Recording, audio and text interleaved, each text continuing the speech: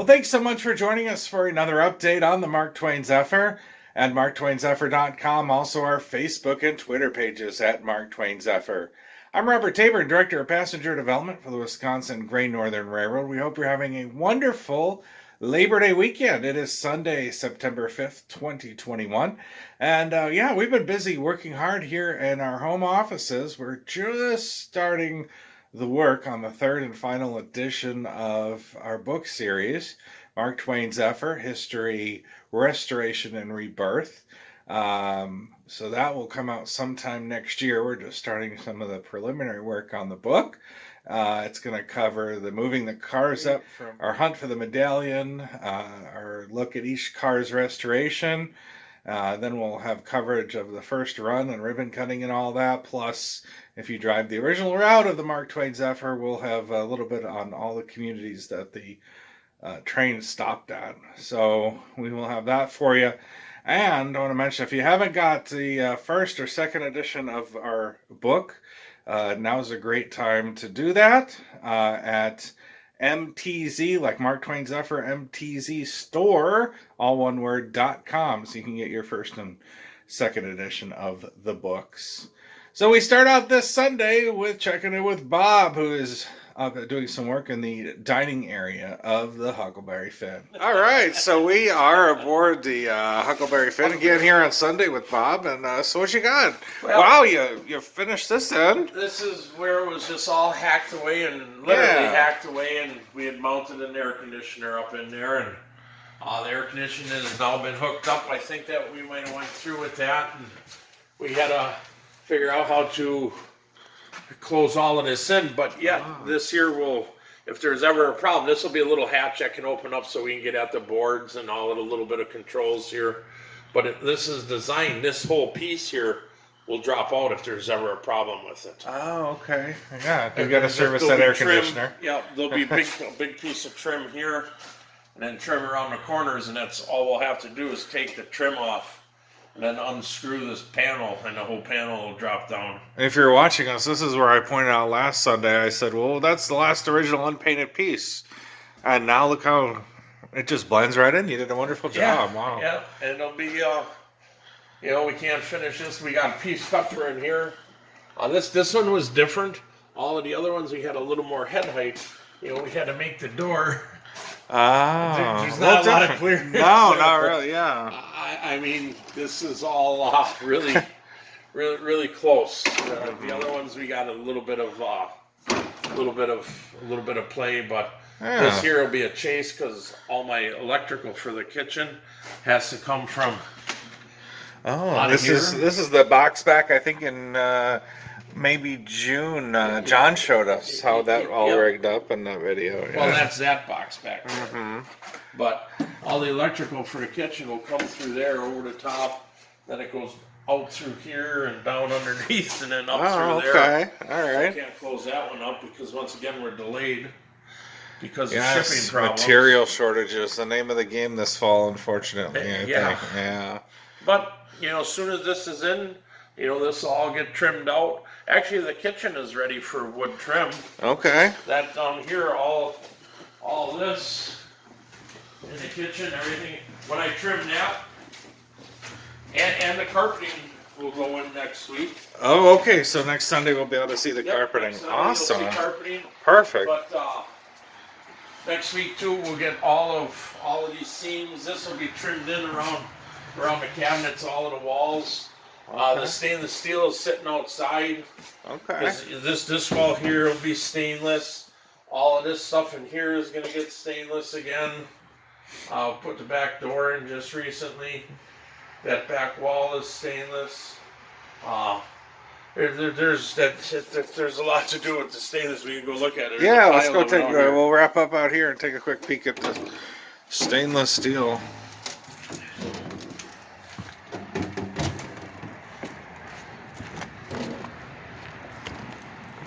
There is eventually all of our walls. Steel, it just comes in sheets. We'll cut it. Okay. And that'll be what is bent around the corners. Be a combination of glue and screws where applicable. Okay. But Is that hard to cut, or is that pretty easy to? It's hard to cut. It's stainless. So it's gonna take some time. It's hard to cut. Okay. It's unfortunately really hard to cut. Very cool, Bob. Well, appreciate your time. Look forward to seeing all that stuff next week, especially the carpeting. That'll be really interesting. All right. All right. Thanks a lot. Yeah. Thanks a lot, Bob. And yes, we noted yesterday on our Facebook page, yesterday, September 4th, 2021, was the 1-year anniversary of all 4 cars of the Mark Twain Zephyr and the 1 car from the Pioneer Zephyr arriving up at the railroad, Wisconsin Great Northern in Trigo, Wisconsin.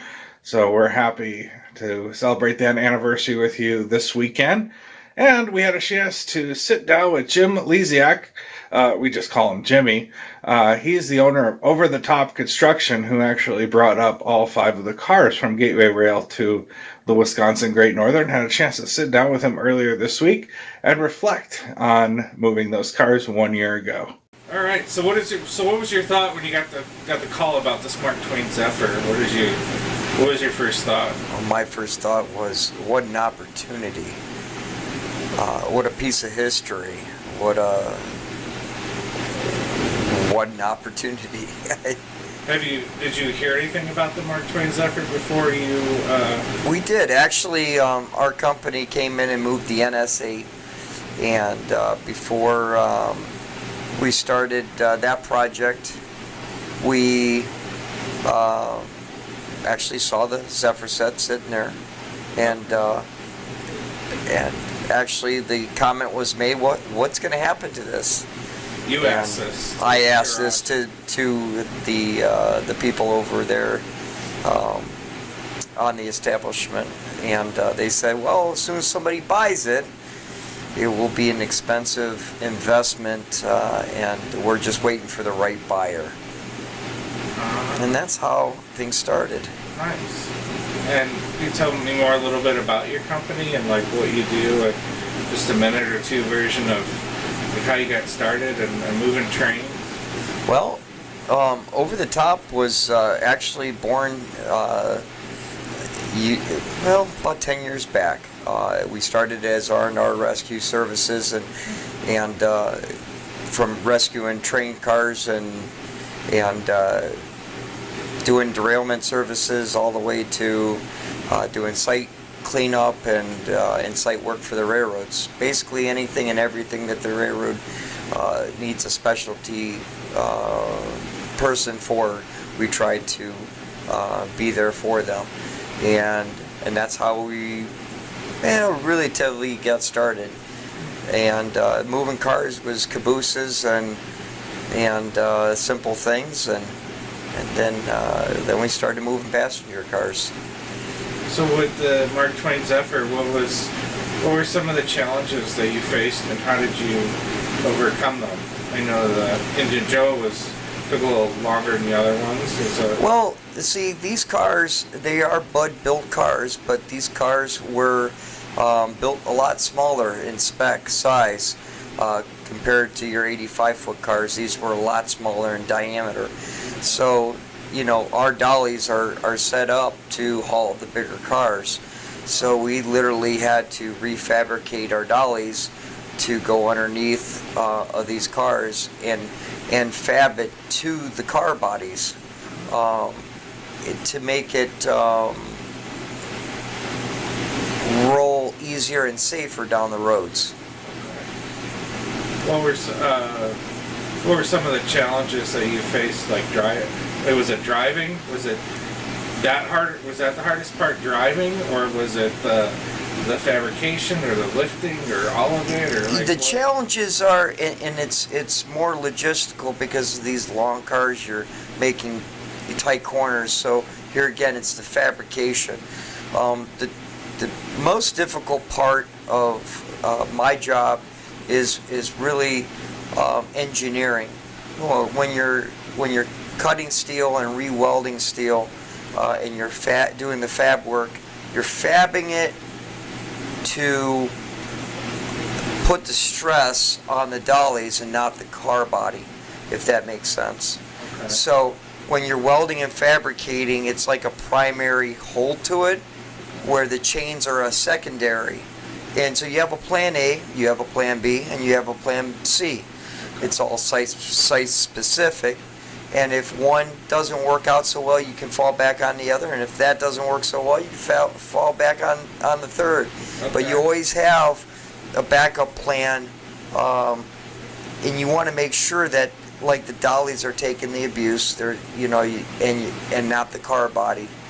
And the engineering part is what really is the most challenging part of the project.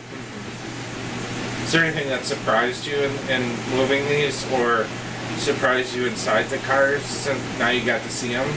Was there anything like that really stood out? Like, wow. Just the craftsmanship. I've seen bug cars, but I think the craftsmanship in these cars surpassed the craftsmanship that I've seen in the full-size versions. From the kitchens to just the taste of how they built the cars and the time, and you could just tell a lot of time went into building these cars. And it was back in the 1930s when these things were built. So it shows you the type of craftsmanship and the type of people that were around building these cars, and the time it took to bring them to this point. And look at the longevity. These things are still intact and still look almost original to the day they were built 90 years ago.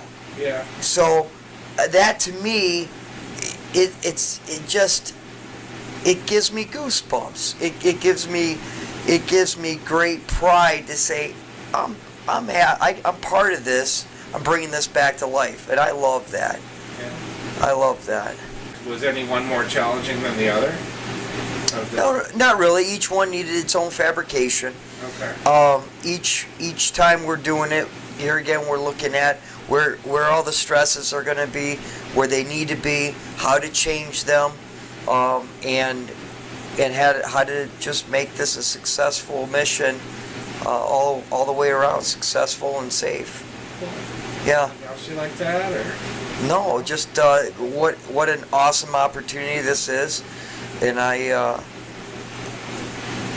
can't wait to see the finished product. Well, we hope to have you up here. Oh, we'll be here. Okay. We will be here. You're part of our history. So, awesome. Thank you. Thank you. Appreciate it. All right, interesting interview. Again, that's Jim with, again, we call him Jimmy, with Over the Top Construction, who moved all 5 cars of the Mark Twain Zephyr and the Pioneer Zephyr up to the Wisconsin Great Northern Railroad 1 year ago. We hope you have a great rest of your Labor Day weekend, and we will see you next Sunday, September 12th, for another update, and I believe we're going to be covering them putting in the carpeting in the Huck Finn, so that will be very fun next weekend. Hope to see you then. Take care. Bye. Thanks so much for joining us for another update on the Mark Twain Zephyr at the Wisconsin Great Northern Railroad. Before you go, please subscribe to our YouTube channel. It's really easy. Depending on what browser you have, just click on the red subscribe button on the lower right-hand side below the video screen, or perhaps it might be in the upper right-hand corner of your screen. This way, you won't miss any of our future updates. For restoration updates throughout the week, head over to marktwainzephyr.com and click on the Restoration Updates link. We usually add a few photos during the week. Our next video update will be next Sunday afternoon. And remember, you can stay in touch with us throughout the week 24/7 on social media. We mainly use Facebook at Mark Twain Zephyr. We also occasionally use Twitter at Mark Twain Zephyr as well. Once again, thanks for following us and liking us and supporting the Mark Twain Zephyr restoration effort at the Wisconsin Great Northern Railroad. We'll see you back next Sunday at this time. Fly